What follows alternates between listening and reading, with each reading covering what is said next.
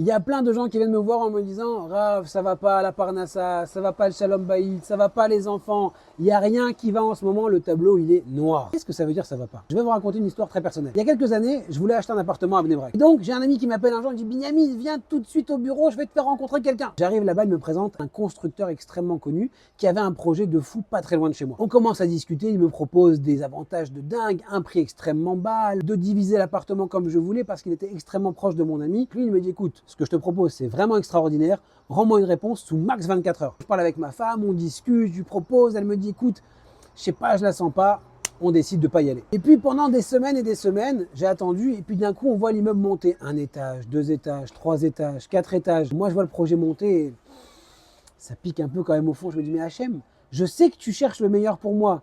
Mais il est où le meilleur dans cette question-là? Il est où le meilleur dans ce dossier? C'est dur, je vois l'immeuble monter, j'entends les prix qui montent, 100 000 de plus, 200 000 de plus. Et moi, je suis passé à côté. Quelques mois plus tard, je me suis rendu compte que la construction était complètement stoppée. Après avoir posé quelques questions autour de moi, j'apprends que la mairie a totalement stoppé la construction pour un temps indéterminé, car il y avait des problèmes au niveau des autorisations de la mairie. À ce moment-là, j'ai compris qu'Hachem, en réalité, ce qui me paraissait être une difficulté, ce qui me paraissait être compliqué pour moi, c'était en réalité le début de ma délivrance. Si j'avais signé à ce moment-là, je serais coincé avec quelque chose que j'aurais pas encore entre les mains. Donc certaines fois, on pense qu'on a raté une affaire, on pense qu'on a raté notre chidour, mais pas du tout. Hachem voulait te protéger. Il voulait pas que tu fasses cette affaire parce qu'elle n'était pas bonne pour toi. Mais ça, tu ne pourras t'en rendre compte qu'à la fin. Acceptons de vivre les événements avec du bitachon en Hachem.